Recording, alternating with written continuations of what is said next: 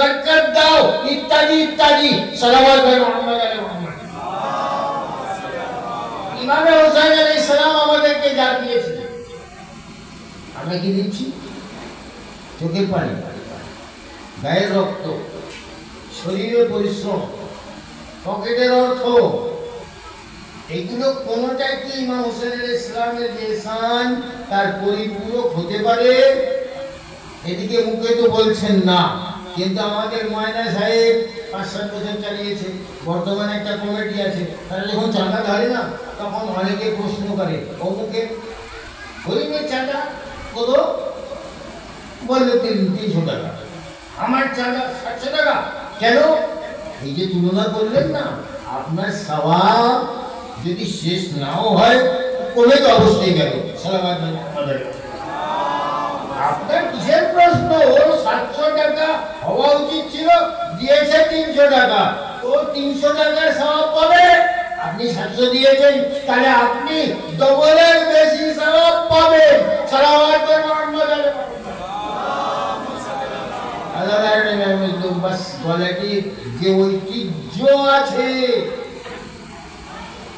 আপনি যে কোনো জায়গায় যাবেন ভারতবর্ষের মধ্যে, এখন ইরান ইরাকের ছাত্রদের মাধ্যমে আরো প্রচার হয়েছে, তারা গলাটিকে এক কথায় চেনে। শুধু বলতে হয় গলাটি, এটা জিজ্ঞেস করে না কোন জায়গায়, নদীর পারে ওপারে, তার আশেপাশে কি গ্রাম আছে ইত্যাদি, অথচ অন্য গ্রামকে বলতে হয় যে গ্রামটা কোন জায়গায়। যেটা কি কম জিনিস না? আপনাদের এখানে যে সময়টা এখন বলার সময়ই নেই, আবার সুযোগ করে বলবো যে কি অবস্থায় এখানে আপনাদের বুজুর্গ মুরব্বীরা নামাজ পড়েছে, মাতম করেছে।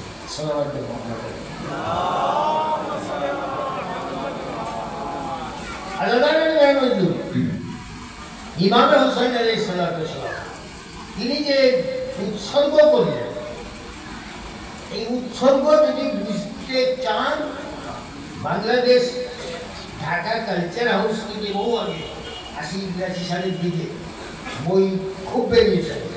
তার মধ্যে একটা বই ছিল তলোয়ারের উপরে রক্তের বিজয়।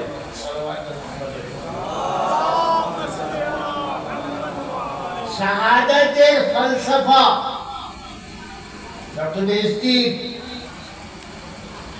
পড়ুন, মজলিস থেকে পুরোপুরি বোধগম্য হবে না, আপনাকে বই পড়তে হবে। এবার বই পড়ার পরে আপনি এসে যখন মজলিসে বসবেন, আপনার কনসেপ্ট ক্লিয়ার হবে।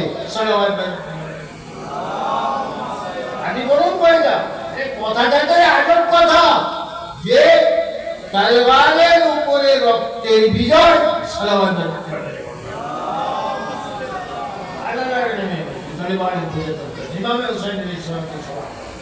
আজকে শাহাদাত হযরতে ইমাম হুসাইন আলাইহিস সালাম আজ কারবালায় তার মুরুদ হয়েছে, তিনি পৌঁছেছেন কারবালায়। কারবালায় পৌঁছে একটা শিক্ষা দিয়েছেন আমাদেরকে। বিশ্লেষণ করুন, মাসাইলের মধ্যেও অনেক শিক্ষণীয় জিনিস আছে। ইমাম হুসাইন আলাইহিস সালাম প্রথম কারবালাতে যে শিক্ষাটা দিয়েছেন, সে শিক্ষাটা হচ্ছে যেটা আমরা মানি না। ওখানে একটা ছোট্ট কবিলা ছিল বনি আসাদ, তাদের কাছ থেকে জমি কিনলেন, ৬০,০০০ দিরহাম দিয়ে জমিটা কিনেছেন। কেনার পরে বলেছেন যদি শাহাদাত হয়ে যায় আমাদের, তাহলে আমাদেরকে দাফন করে দিও।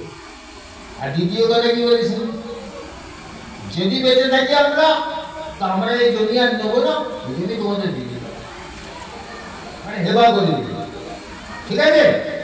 এর পরে এখানে শিক্ষাটা কি হলো, অপরের জিনিস বিনা অনুমতি বা বিনা কেনায় ব্যবহার করা যায় না। একটু আগে আমি এখানে শুনলাম একটা জিনিস, এ নিয়ে কিন্তু কোনো কনসাল্ট করবেন না, আলোচনা করবেন না, পদক্ষেপ যেটা নেওয়া সেটা নেবেন। যে এখানে ডেকোরেটরের জিনিস আছে, লেখা আছে। আপনি ওকে না বলে নিয়ে চলে গেলেন, নিজের কাজ করলেন, ওখানেই ফেলে দিলেন। ওগো তোমার বাড়ি, তোমার কোদালটা হবে, আমি তুমি মাঠে লাগবে, নিয়ে গেলেন। ওই কোদাল ওর বাড়িতে ততক্ষণ পৌঁছায় না যতক্ষণ ও না চায়। এটা উচিত, এটা শিয়ার কর্ম, এটা হোসাইনের শিক্ষা। এর কোন জিনিস আপনি না বলে নিয়ে যাচ্ছেন কেন? আপনার প্রয়োজন হতে পারে, আর কে বলুন যে আপনার স্টুডেন্ট একটু নিয়ে যাচ্ছি 10 মিনিটের জন্য, 10 মিনিটের জায়গায় 20 মিনিট লেগে যেতে পারে, অসুবিধা নেই, তাকে ফেরত দেন। ও বেচারা খুঁজে বেড়াবে স্কুল ড্রাইভারটা কোথায় আছে। আমরা একটা ছোট জিনিস বলি, আব্দুল করিমের বাড়িতে খেতে গেলাম, পাশে রহিমের বাড়ি। আব্দুল করিম খেলাল দিল না, খেলাল দাঁত খোঁচানো দিল না, এটা মেজবানের দোয়া কর্তব্য আছে। এবার আমি বেরোলাম ওখানে, ওকে আর কিছু বললাম না, বেরোলাম পাশে রহিমের বাড়ি। খেজুর এই নারকেল গাছের ডেগোগুলো ঝুলে রয়েছে, ওখান থেকে ছিঁড়ে নিলাম, ছিঁড়ে নিয়ে কুচুন কুচুন কুচুন কুচুন করে যাচ্ছে। ওকে বলেছেন এটা জায়েজ? ভালো না বসে জিজ্ঞেস করে নেবে। একটা ঘটনা ছিল খুব ভালো রাজাবে এই মর্মে, কিন্তু সময় নেই আজ। ইমাম হোসেন আলাইহিসসালাম কারবালাতে আসলেন। কারবালাতে আসার পরে কারবালা পৌঁছে গেছেন, 2 মহরম তারিখ অতিবাহিত হয়ে গেছে। কারবালা যদি যেতে হয় চেষ্টা করবেন যেন আশুরা কারবালাতে করতে পারে না।